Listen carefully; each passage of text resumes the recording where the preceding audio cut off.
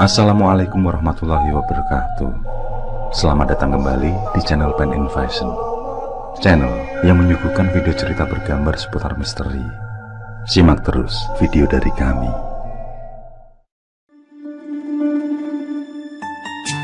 Sungguh bahagia sekali keluarga kecil Idris. Hanya selang 5 bulan menjalani pernikahan, Lala istrinya dinyatakan positif hamil oleh dokter. Sebisa mungkin dia menasihati sang istri agar menuruti nasihat orang tua sekitar tentang larangan-larangan semasa hamil. Maklum saja, Idris lahir dan besar di tanah Jawa, lebih tepatnya di pelosok desa, yang tidak boleh lupa dengan adat istiadat.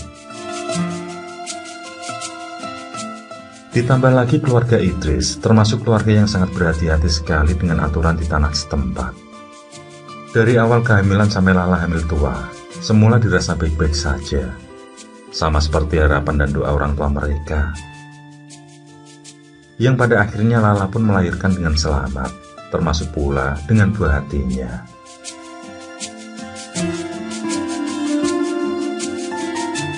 Keluarga kecil itu dikaruniai seorang anak laki-laki yang sempurna kondisi fisiknya. Tidak henti-hentinya Idris mengucap syukur dengan perasaan yang berbunga-bunga. Sesuai kesepakatan, anak itu diberi nama Ali Mahmudi.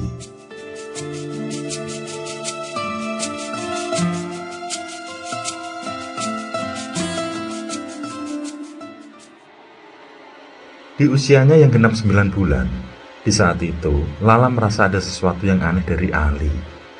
Semua berawal ketika para tetangga sedang bersendagurau di depan rumahnya. Lala keluar dan ikut membaur dengan menggendong Ali. Perbincangan di antara mereka semakin asik, dengan saling berbagi informasi tentang perkembangan anak mereka masing-masing. Di saat itulah, Lala merasa kalau putranya tertinggal dari anak seusia Ali. Bahkan dari yang lahir setelahnya pun juga lebih bagus perkembangannya. Hal itu terlihat dari anak lain yang sudah bisa berdiri dengan tegap, dengan telapak kaki yang benar-benar menelapak. Sementara Ali belum bisa berdiri tegap seperti temannya.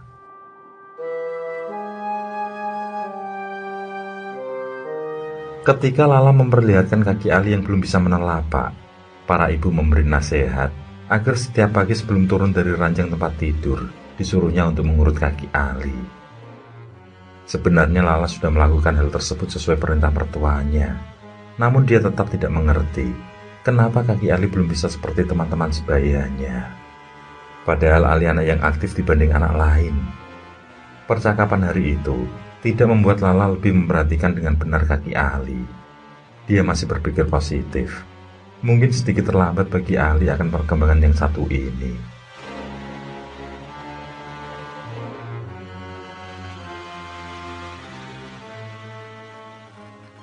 Hari terus berlalu. Di usia yang menginjak 2 tahun, kaki Ali sama sekali belum ada perkembangan. Padahal Lala sudah melakukan apa yang dinasihatkan para orang tua, termasuk beberapa dukun bayi yang dia datangi untuk melakukan pijit. Dia sama sekali tidak mengerti dengan keadaan Ali.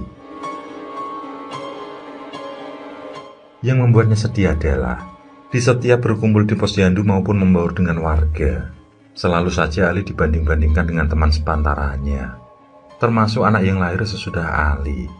Semua sudah bisa berjalan, meski ada yang belum sempurna. Idris sendiri selalu mengingatkan agar istrinya tetap sabar, karena mungkin Ali telah perkembangannya dalam hal itu. Di sisi lain, Idris merasa kalau memang ada kejanggalan pada putranya yang belum diketahuinya. Selain terlihat tegar dengan omongan tetangga sekitar, Idris dan Lala juga selalu mencari jalan untuk pertumbuhan Ali. Akan tetapi beberapa dokter anak yang dituju belum juga mampu memberi jalan keluar. Mereka hanya memberi saran dan nasihat, namun tidak ternampak hasilnya. Suatu ketika, saat ada acara syukuran di rumah salah satu sahabatnya, di sana Idris yang memiliki kesempatan berbincang dengan ustadz setempat pun meminta saran darinya. Dia berharap sang ustadz bisa membantu. Lalu ustadz tersebut menyarankan untuk memandikan Ali dengan air bekas wudhu istrinya. Menurutnya, Ali terkena penyakit yang dipicu rasa iri dan dengki. Karena tidak diketahui pelakunya, maka sebagai langkah awal pengobatan adalah dengan membayurkan air bekas wudhu ibunya. Jika kondisinya masih tetap sama, maka bisa diusahakan dengan bacaan ruqyah.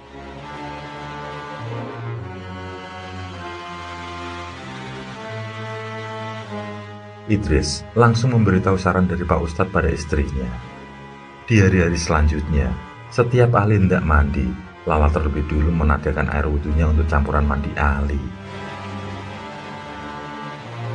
Namun setelah 3 minggu, kaki Ali tidak kunjung tegak juga. Lala juga selalu mengajarkan Ali cara menelapak dengan benar. Kaki Ali dipegang dan menahannya supaya bisa menelapak dengan tegak. Namun ketika tangannya tidak menahan, kaki Ali kembali lagi seperti semula. Lala melihat dengan jelas, kaki sebelah kiri Ali melengkung dan terbuka. Sangat berbeda dengan kaki kanannya yang tegap lurus. Lala sempat pasrah jikalau Ali memang ditakdirkan seperti itu. Dia berpikir, jika sudah besar nanti, tentu tidak bisa berjalan normal seperti temannya yang lain, dan akan menjadi bahan tertawaan.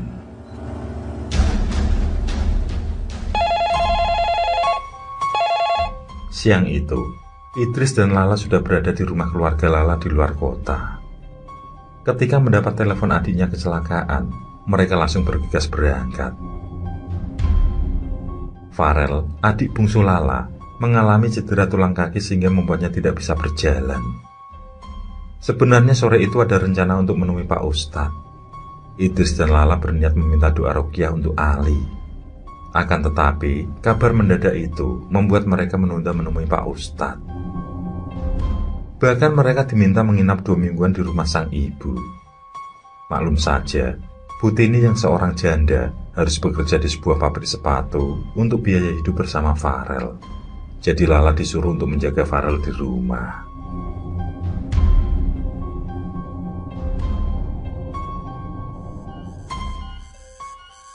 Bu Ijah, perempuan parubaya yang hendak memijat Farel, datang selepas asar. Lala mempersiapkan segala sesuatunya, sedangkan Butini yang menggendong Ali menunggu Farel di dalam kamar. Bu Ijah adalah tukang urut yang dianggap mumpuni. Bu Ijah bukanlah tukang urut biasa. Selain pijat saraf, dia juga tahu akan penyakit-penyakit non-medis seperti sawan, kesambet, ataupun penyakit karena gangguan makhluk gaib yang lain. Bukan hanya itu, Bu Ijah juga penganut kejawen asli yang sudah turun-temurun diwariskan oleh pihak keluarganya. Namun dia juga tidak pernah lupa untuk sejalan dengan ajaran Sang Pencipta.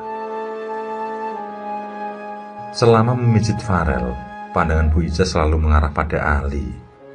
Melihat ada sesuatu hal yang disembunyikan oleh dukun pijit tersebut, Butini pun memulai pembicaraan sekedar basa-basi. Hingga muncullah pertanyaan tentang pandangan Bu Ijah yang selalu mengarah pada Ali. Dengan terus terang, Bu Ijah berujar bahwa dia melihat kalau ada sawan yang menempel pada diri Ali.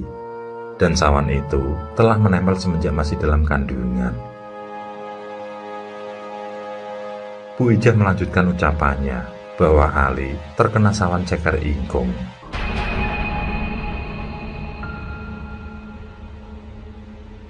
Hal itu membuat kakinya tidak bisa menelapak dengan benar. Mendengar penjelasan tersebut, Butini langsung memanggil Lala. Tidak menunggu lama, datanglah Lala didampingi Idris. Ketika Butini menanyakan perihal kondisi Ali, pasangan muda itu memberitahu kebenaran dari ucapan Bu Ijah. Dan hal itulah yang sedang mereka pikirkan jalan keluarnya. Hanya saja mereka baru tahu dan baru mendengar tentang istilah sawan ceker ingkung.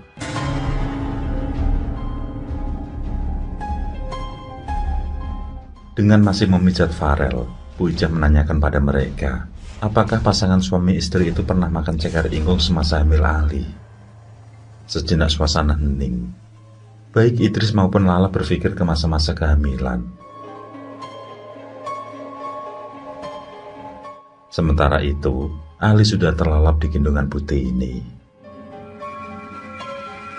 Bu Ijah mengisi keheningan dengan berkisah tentang ayam ingkung.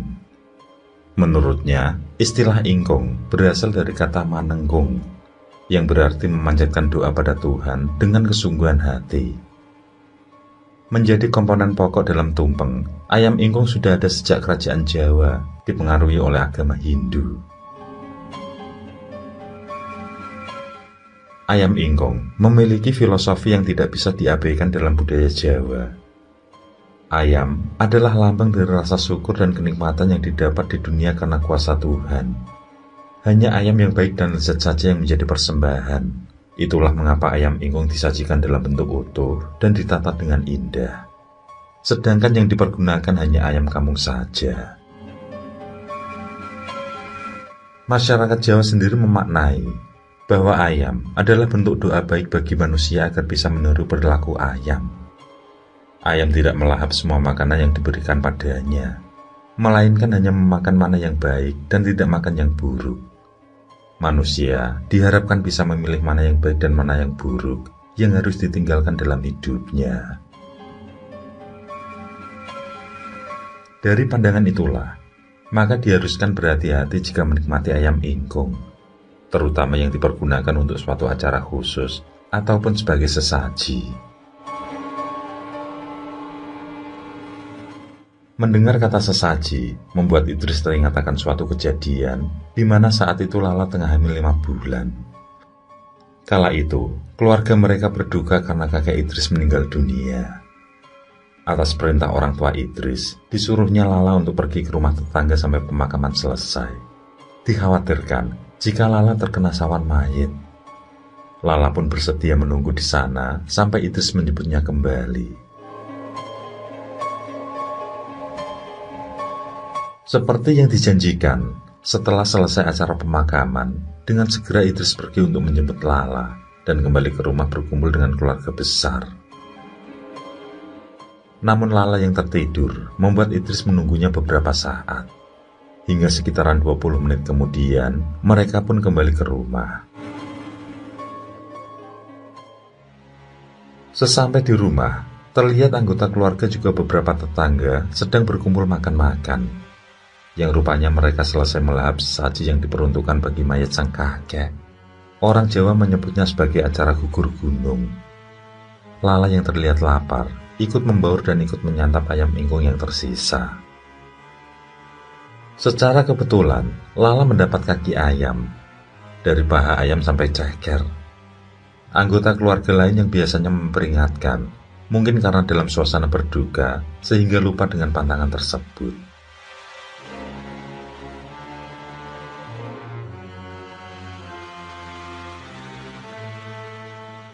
Ngapunten Bu Ija, napa sikile Ali sakit kados bocah-bocah sanes? Tanya Idris setelah menceritakan kejadian yang diingatnya. Bu Ija tidak langsung menjawab, dan setelah Farel selesai dipijat, dia pun meminta agar Ali ikut dipijatnya.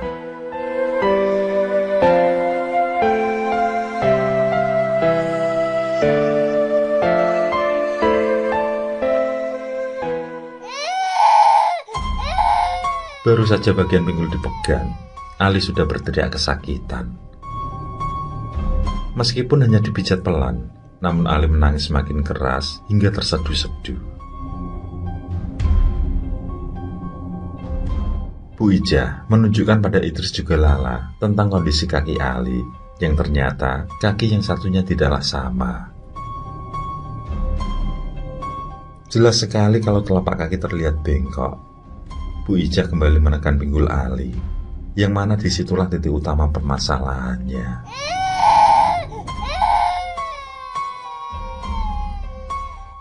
Kemudian, Bu Ija meminta pada pihak keluarga agar segera menyiapkan sawan untuk sarana mengobati Ali. Yang selain bubuk sawan, hal utama yang diharuskan adalah ceker ayam kampung. Kata Bu Ija, itu sangat berpengaruh penting untuk sawannya. Bu Ija memberitahu cara meracik sawanan, yang nantinya langsung dioleskan pada beberapa bagian tubuh Ali. Setelah selesai, Ali pun digendong selayak bayi yang baru lahir. Sebelum berpamitan karena ada pasien lain yang menunggu, Bu Ija memberitahukan kalau dia akan kembali nanti malam untuk mengurut Ali. Sekalian, dia membawakan salah satu syarat penangkal sawan ceker ingkung.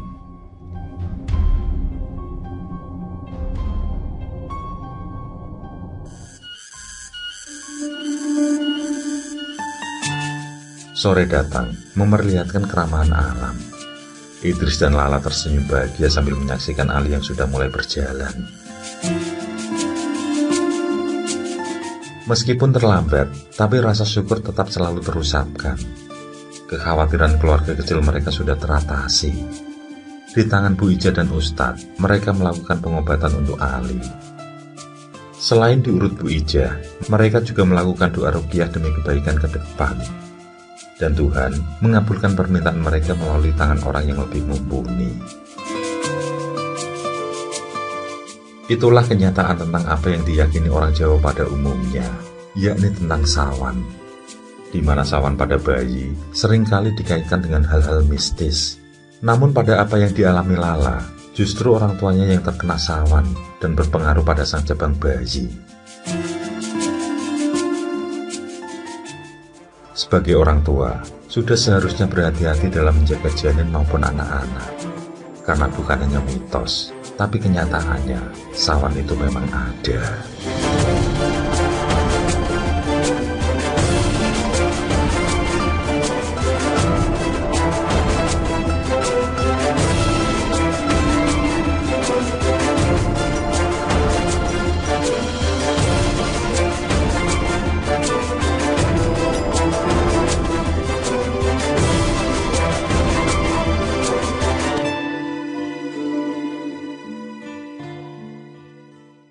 Oke, terima kasih. Semoga kawan-kawan terhibur, dan untuk ke depan, semoga channel ini bisa lebih baik lagi. Akhirul kalam, wassalamualaikum warahmatullahi wabarakatuh.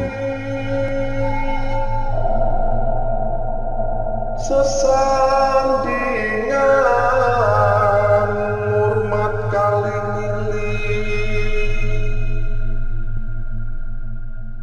lakukan di muka sane.